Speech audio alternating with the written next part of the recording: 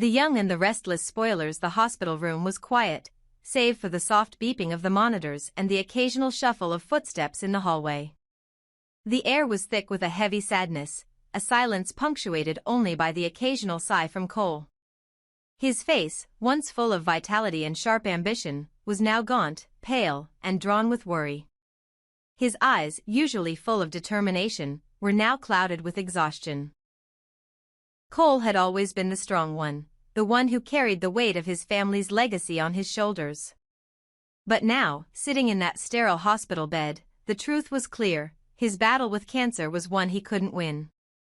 Victoria sat by his side, her hand gently clasping his, her touch a silent promise to stand by him, even when words seemed so inadequate. She'd been there for him, day in and day out, trying to comfort him, trying to keep him strong. But the man she loved, the man who had once exuded power and confidence, was slowly slipping away. His once dominant presence now seemed fragile and fading. Victoria, Cole's voice was weak, barely a whisper, as he looked up at her, his eyes filled with sorrow and regret. She leaned in closer, trying to catch every word, her heart aching at the sight of him, so vulnerable and small. "I need to tell you something. Something about Claire." He paused, taking in a labored breath, his chest rising and falling painfully as he gathered the strength to speak. Victoria felt a pang of unease. "What about Claire?" she asked gently, her hand tightening around his. She knew that the conversation had been leading to something important, but she wasn't prepared for the truth that was about to come. "Claire," Cole's voice faltered, and he closed his eyes for a moment, as though trying to find the right words. "She's not our daughter, Victoria. She's not mine. She's Jordan's." The words hit Victoria like a physical blow. She recoiled, her breath catching in her throat. "What?" she whispered, as if she hadn't heard him correctly. "What do you mean?" "Claire. Claire is our daughter, Cole. She's our daughter." Cole's eyes were filled with anguish. "I wanted to believe that," he said, his voice cracking with emotion. "I wanted to believe that she was mine, but she's not. She's Jordan's." He paused, taking another shallow breath, clearly in pain. "Our daughter died when she was just a baby, Victoria. I couldn't accept it. I couldn't face the truth, so I held on to the hope that Claire was the daughter I lost. But she's not. She's Jordan's." Victoria felt as though the world was spinning beneath her feet. Her mind raced to process what Cole was saying, but it didn't make sense. Claire had been their daughter. She had been their joy, their light after the pain of losing their first child. How could Cole say this? How could he just admit that the child they had raised, the child they had loved, was not truly theirs? But as she looked at him, frail, broken, his face etched with pain, she saw the truth in his eyes. He wasn't lying. He wasn't just confessing some last-minute regret. He was telling her the truth that he had carried with him all these years, the truth that had eaten him alive in silence. Victoria swallowed hard, trying to steady herself. Her mind was racing, but she knew there was something more important right now. Cole needed her. He needed her to be strong, to hold it together for him in these final moments. Her emotions, raw and chaotic, would have to wait. "Cole," she whispered, her voice thick with emotion. I don't know what to say." "I just wanted to make it right," Cole said, his voice barely audible. "I wanted to give you the life you deserve, a life without lies, without secrets. I wanted you to have peace, Victoria." His voice trailed off, and he turned his head, as if the weight of his confession had exhausted him further. Victoria was silent for a moment, her hand still holding his, her thumb lightly brushing over his skin. She could feel the weight of what he had just confessed. The devastating truth that had broken him, but also the deep love he still had for her. Even now, in the face of death, he was trying to protect her from the lies that had haunted him for years. "You don't have to ask me for forgiveness, Cole," she whispered, her voice trembling with emotion. "You don't have to carry this burden anymore. I'm with you, right here, right now." That's all that matters. Cole turned his head slightly to look at her, a faint smile tugging at the corners of his lips, though it was clear it pained him to do so. Thank you, for understanding. For loving me. For being here. His voice broke, and tears welled in his eyes, a rare vulnerability that he had never shown so openly before. Victoria's heart shattered for him. The man she had loved, this strong, proud man who had once been the center of her world, was now slipping away from her. She knew she couldn't change the past, and she couldn't undo the pain that had come with it. But she could be here for him now, in his final moments. She could give him the peace he had longed for. As the tears began to fall, she leaned in and kissed him gently on the forehead, her heart breaking for the lost time, for the love that could have been different. But there was no more time for regrets. They were here now, together, in this fleeting moment of truth and finality. And as she sat beside him, holding his hand tightly, she whispered the one thing that could offer some comfort, even in the midst of the overwhelming grief. I'm here, Cole. I'm here. And I'll always love you. As his breath slowed, Cole's eyes fluttered closed, and for the first time in what felt like an eternity, he seemed to find the peace he had been searching for. Claire stood motionless, hidden in the shadows of the hospital room, her heart pounding in her chest as she witnessed the final, heartbreaking conversation between Cole and Victoria. The truth hung in the air, thick and suffocating, like a noose tightening around her throat. She had heard it all, the devastating revelation that Claire was not Cole and Victoria's daughter, that their real child had died long ago, and that Cole had carried this secret with him for all these years. Claire's mind spun as the pieces of the puzzle finally clicked together. There was no turning back now. The truth was out, and there was nothing to hide anymore. As she watched Victoria hold Cole's lifeless body in her arms, sobbing uncontrollably, Claire's heart felt like it was breaking into 1,000 pieces. She had been so close to having everything, so close to being part of this family that she had come to care for deeply. But now, with the truth exposed, her place in this world felt uncertain, fragile. She had been living a lie, and now it was all crumbling around her. Victoria's cries echoed in Claire's ears, a painful reminder of everything that had been lost. Why now? Victoria wailed, her voice choked with anguish. Why, when I just found my true love, must I lose him again? Her arms tightened around Cole's cold body, and Claire could feel the raw, guttural pain emanating from the woman she had once thought of as a mother. In that moment, all Claire could do was stand there, watching, as the world she had so carefully built began to unravel before her eyes. Claire's realization, the calm before the storm. Claire's emotions were a whirlwind, grief, guilt, confusion, mixing in a storm of chaos. She knew what had to come next.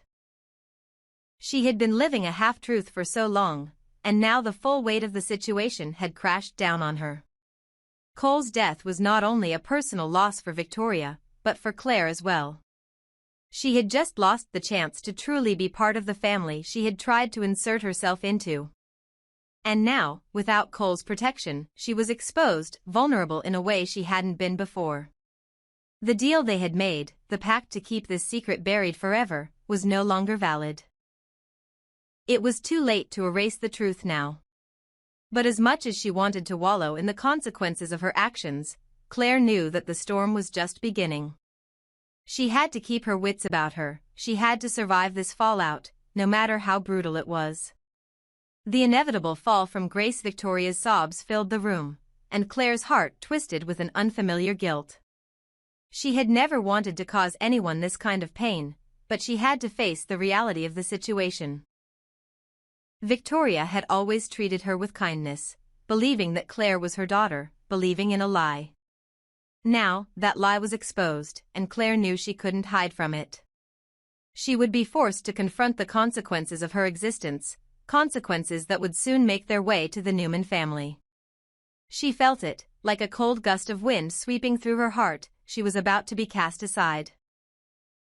Claire could already see the future unfolding before her, a future where she no longer had a place at the Newman table, where the love and acceptance she had worked so hard to earn would be ripped away. She had come to know the Newmans as her own, but now, with Cole's death and the truth about her lineage exposed, her position in their lives would be tenuous at best. The final goodbye. As the hours passed, Claire's body felt heavy, her limbs like lead as she finally stepped into the room. Victoria looked up, her tear-streaked face the picture of raw grief. For a moment, neither of them spoke. The truth had shattered everything. There was nothing more to say. Claire's presence, the very existence of the secret that had once defined her, now felt like a shadow. "I'm so sorry," Claire whispered, her voice breaking as she moved toward Victoria. "I never wanted to hurt you." Victoria's eyes met hers, but there was no warmth there now, only the cold, sharp sting of betrayal. "You lied to me, Claire. You lied to both of us." Her voice trembled, though her fury was clear. "And now, you've taken him away from me. You took him away, and you don't even deserve my forgiveness." Claire recoiled as if struck by the force of Victoria's words. There was no way to explain the choices she had made, the role she had played in the lies that had destroyed their family. The truth had shattered everything, leaving her with nothing but the rubble of what could have been. What comes next? Claire turned and walked slowly to the door, her heart heavy with grief and regret. She had no place here anymore, not in this family, not in this life she had imagined for herself. Everything she had fought for was gone, and all that remained was the emptiness of knowing that, in the end, the truth had not set her free, it had only chained her to the consequences of her actions. Outside, the night air was cold, and the darkness seemed to echo her loneliness. She would have to face the fallout alone. But for now, there was nothing left to do but leave, to let the consequences of her lies play out, and to accept that the family she had longed to be a part of had now been torn apart beyond repair. The truth had been revealed, and with it, Claire's world had crumbled. There was no going back now. In the dimming light of the park, Clare and Kyle stood side by side, the weight of their conversation pressing heavily on both of them. The peaceful sounds of nature around them seemed to contrast the storm raging inside Claire's heart. She turned to Kyle, her voice urgent but laced with hope. "We need to show him, Kyle. We need to prove to my grandfather just how committed we are to each other. That we're in this together." Kyle's eyes narrowed slightly, his expression one of deep skepticism. "You think that's going to work?" he asked, his tone heavy with doubt. "You really think showing him that we're together is going to change his mind?" His words were tinged with frustration, a weariness that had been building up for some time now. Claire stood firm, undeterred. "I know it won't be easy, but I'm asking you to trust me. If we just keep showing him how strong we are together, he might start to believe it. Please, don't give up on this just yet." Kyle let out a long, tired sigh. His gaze was distant as he thought about the immovable force that was Victor Newman. "I'm sure he's already made up his mind, Claire," he said, shaking his head slightly. "Spending time together, going on picnics, trying to show him how happy we are, it won't change anything. If anything, it'll just make him dig his heels in even more. Victor's decided where he stands. And I don't think anything we do will change that." Claire didn't back down. "But what if he hasn't? What if he just needs to see us like this? Together, with Harrison, like a family. If he sees us spending time together, showing that we can be a family, it might start to make him question everything. He's not heartless, Kyle. I know him. If we can just get through to him, we can make him see that we're not just playing some game." Kyle glanced at her, his expression softening just slightly as he considered her words. But the weight of reality soon pulled him back into a more cynical frame of mind. "We don't have forever, Claire," he said, voice lowering. "And we don't have centuries to convince him. I get what you're trying to say, but this isn't the answer. We can't fix everything with a little charm or a couple of weekend outings. Not everything can be fixed, Claire." Claire's resolve faltered for a brief moment, but she shook her head, unwilling to accept defeat. "I believe we can fix this, Kyle. I have to believe we can. My grandfather is stubborn, yes, but he's not impossible. If we show him that we're serious, that we've thought this through, maybe he'll reconsider. Maybe, Kyle interrupted her, his voice firmer now, though there was an undercurrent of sadness in his words. I'm an abbot, Claire. I'm always going to be seen as the enemy in his eyes. He'll never fully accept me, not like he would you. And even if we keep showing him how much we care, even if we do try everything in our power, it's not going to change the fact that I'll always be the outsider in his eyes. And no matter how much love we have, no matter how hard we try, it won't change how he sees me, or us. Claire opened her mouth to argue, but Kyle's words hung in the air, like an unspoken truth neither of them wanted to accept.